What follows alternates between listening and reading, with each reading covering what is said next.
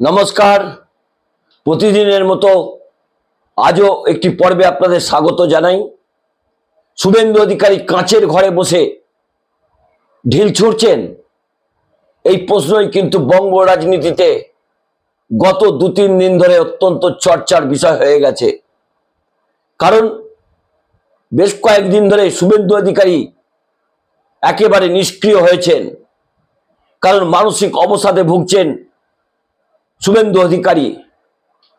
26-এর বিধানসভা নির্বাচনের আগে তিনি যেভাবে অতি হিন্দুত্বের কথা বলছিলেন, সেই অতি হিন্দুত্ব ধাক্কা খেয়েছে শ্রমিক ভট্টাচার্যের শপথের দিনেই।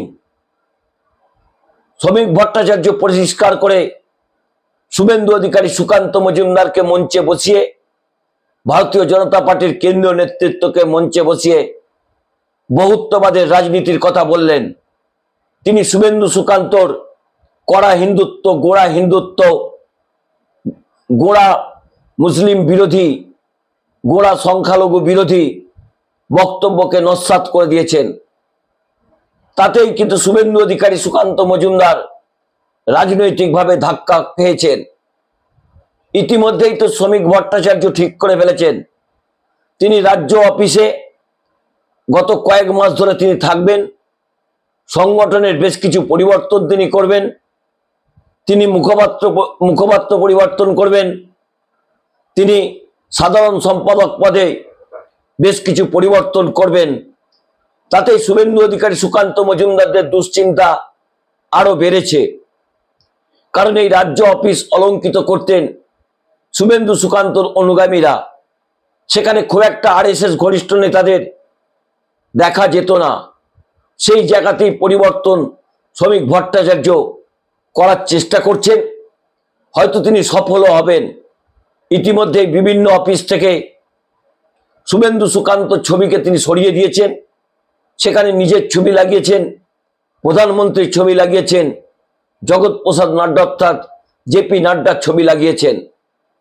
শ্রমিক ভট্টাচার্যের কাজেই কিন্তু অত্যন্ত ক্ষুব্ধ শুভেন্দু অধিকারী। ক্ষুব্ধ হবারই কথা। তার ছবি ভারতীয় জনতা পার্টির অফিসগুলোতে জলজল করত, সেগুলো তিনি হাটিয়ে দিয়েছেন।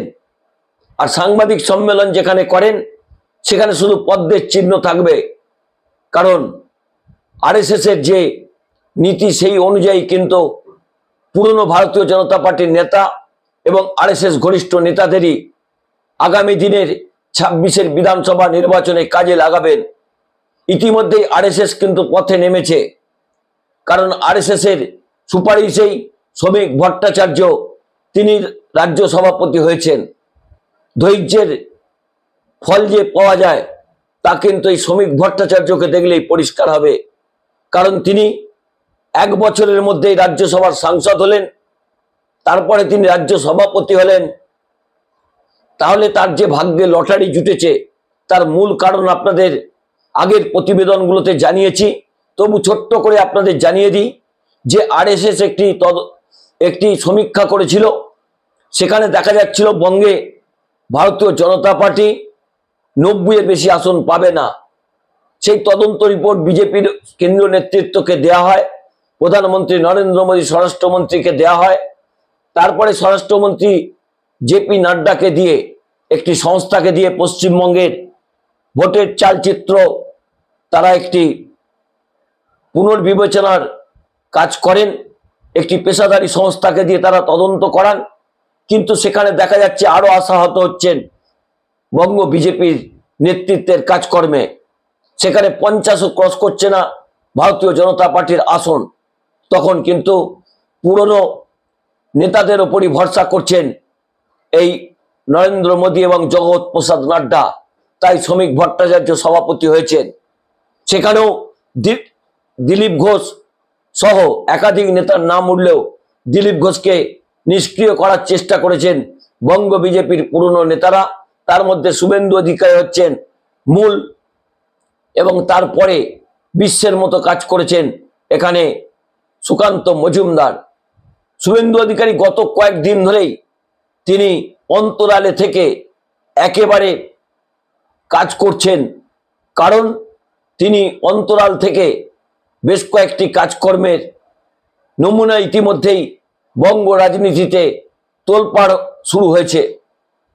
জগন্নাথ চট্টোপাধ্যায়ের সঙ্গে শুভেন্দু অধিকারীর সম্পর্ক একসময় অত্যন্ত মধুর ছিল, কিন্তু সেই সম্পর্ক গত কয়েক মাস আগেই কেটে যায়। কারণ চাকরি দুর্নীতি মামলায় যেভাবে এই জগন্নাথ চট্টোপাধ্যায় শুভেন্দু অধিকারীর ভাই দিব্যেন্দু অধিকারীর নাম বলেছিলেন, তা নিয়েই কিন্তু রাজ্য রাজনীতি তোলপাড় হয়েছিল। তবে দিব্যেন্দু অধিকারী আইনি চিঠি দিয়েছিলেন জগন্নাথ চট্টোপাধ্যায়কে, তারপরে সেই পোস্টও মুছে ফেলেছেন জগন্নাথ চট্টোপাধ্যায়। অর্থাৎ ঘরের ভিতরে বসেই গৃহযুদ্ধ শুরু হয়েছিল বঙ্গ বিজেপির অভ্যন্তরে। জগন্নাথ চট্টোপাধ্যায়ের সঙ্গে শুভেন্দু অধিকারীর লড়াই শুরু সেইখান থেকেই। সেই প্রেক্ষিত যখন বেশ কিছুটা পুরানো হয়েছে, হঠাৎ করে জগন্নাথ চট্টোপাধ্যায়ের বিরুদ্ধে তদন্ত শুরু করেছে নাকি ভারতীয় জনতা পার্টি। কিন্তু সেই তদন্ত কোন জায়গায় আছেন কেউ জানেন না। কিন্তু হঠাৎ করে দ্রৌপদী মুর্মু রাষ্ট্রপতি ভবন থেকে নাকি একটা চিঠি পাঠিয়েছেন রাজ্যের মুখ্য সচিব মনোজ পন্থকে। সেখানে বলেছেন বঙ্গ বিজেপির এই নেতার নাকি কোটি কোটি টাকা রোজগার করেছেন, তার আত্মীয় স্বজনরা কোটি কোটি টাকা রোজগার করেছেন, তোলাবাজি করেছেন এই জগন্নাথ বাবু। কিন্তু সূত্র মারফত যেটা জানা যাচ্ছে, সেই চিঠি কিন্তু হুবহু মিথ্যা। তাহলে এই চিঠি কোথা থেকে এলো তা নিয়েও কিন্তু তদন্ত হওয়া উচিত। যদি চিঠিটি সত্যি হয় তাহলে কিন্তু ভারতবর্ষের রাজনীতিতে একটা নতুন দিগন্ত কি খুলতে চলেছে। হঠাৎ করে ভারতীয় জনতা পার্টির একজন নেতার প্রতি এইভাবে ব্যবহার কেন করবেন? যদি দুর্নীতি থাকে দলের মধ্যে জগন্নাথ চট্টোপাধ্যায়ের বিরুদ্ধে, তাহলে ভারতীয় জনতা পার্টি তো তার বিরুদ্ধে ব্যবস্থা নিতে পারতেন। ভারতীয় জনতা পার্টির কেন্দ্রীয় নেতৃত্ব ব্যবস্থা নিতে পারতেন, রাজ্য নেতৃত্ব ব্যবস্থা নিতে পারতেন। কিন্তু তারা কি ব্যবস্থা নেননি এতদিন পর্যন্ত? তাই কি রাষ্ট্রপতির ভবনে গুচ্ছ গুচ্ছ চিঠি পৌঁছেছিল? তারপরেই কি রাষ্ট্রপতি সেই চিঠি রাজ্যের স্বরাষ্ট্র সচিব মনোজ পন্থকে পাঠিয়ে দিয়েছেন? এ নিয়েও কিন্তু বিস্তর চর্চা চলছে। সূত্র মারফত জানা যাচ্ছে সেই চিঠিটি কিন্তু হুবহু মিথ্যা। তাহলে চিঠিটি কিভাবে মুখ্য সচিবের কাছে পৌঁছালো, বা কিভাবে রাষ্ট্রপতি ভবন থেকে একজন রাজ্যের বিজেপি নেতার বিরুদ্ধে তদন্ত করবেন? এটা কি কল্পনাতেও আনা যায়? কারণ এই রাষ্ট্রপতি দ্রৌপদী মুর্মুর নমিনেশনের জন্য তো সুপারিশ করেছিলেন কেন্দ্রীয় স্বরাষ্ট্রমন্ত্রী, ভারতবর্ষের প্রধানমন্ত্রী নরেন্দ্র মোদী। তাহলে কি রাষ্ট্রপতি ভবনের সঙ্গে ভারতীয় জনতা পার্টির কেন্দ্রীয় নেতৃত্বের তাল ঠোকাঠুকি শুরু হয়েছে?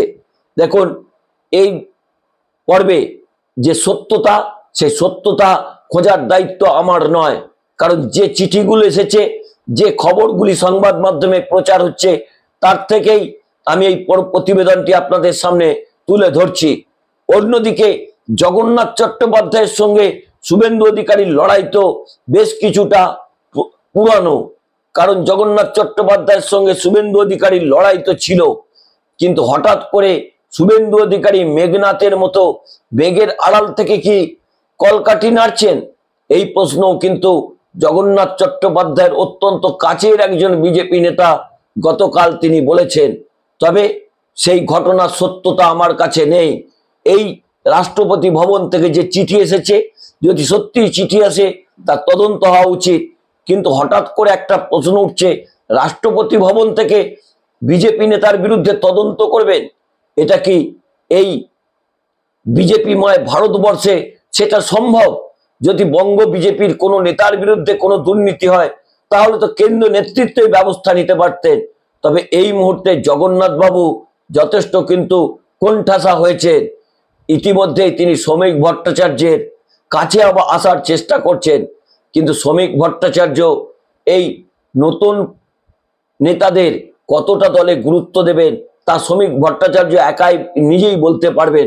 তবে শ্রমিক ভট্টাচার্য আরএসএস এবং পুরনো বিজেপি নেতাদের যে গুরুত্ব দেবেন তাও কিন্তু পরিষ্কার। প্রথম একটি আপনাদের উদাহরণ তুলে ধরলাম যে কাঁচের ঘর থেকে কি শুভেন্দু অধিকারী নেপথ্যে ঢিলা ছুটছেন।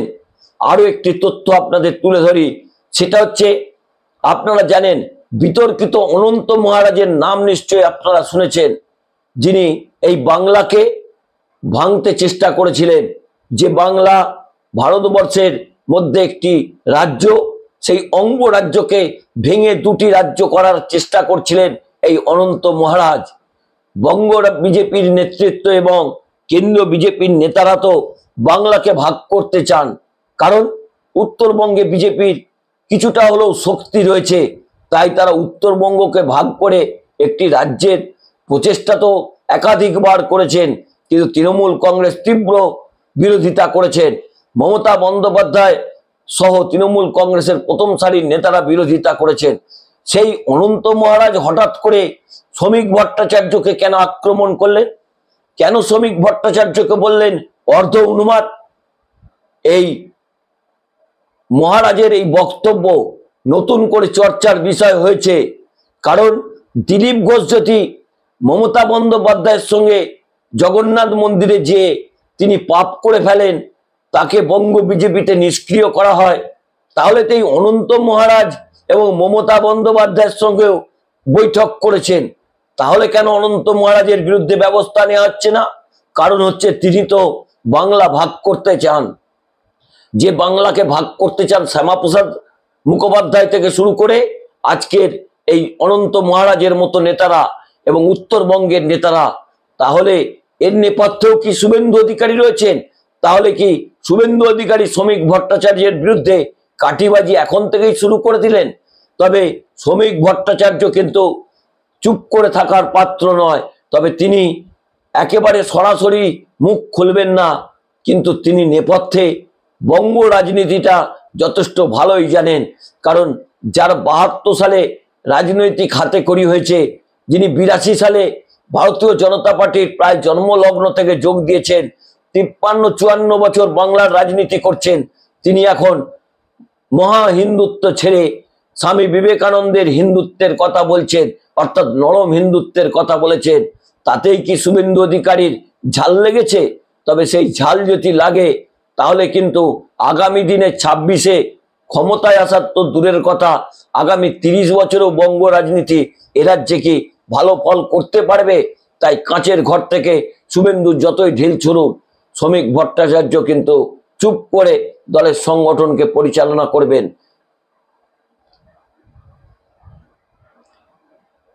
নমস্কার, আমি দেবজ্যোতি। আমার এই পর্বটি ভালো লাগলে চ্যানেলটি সাবস্ক্রাইব করে বেল আইকনটি ক্লিক করে আমার পাশে থাকবেন।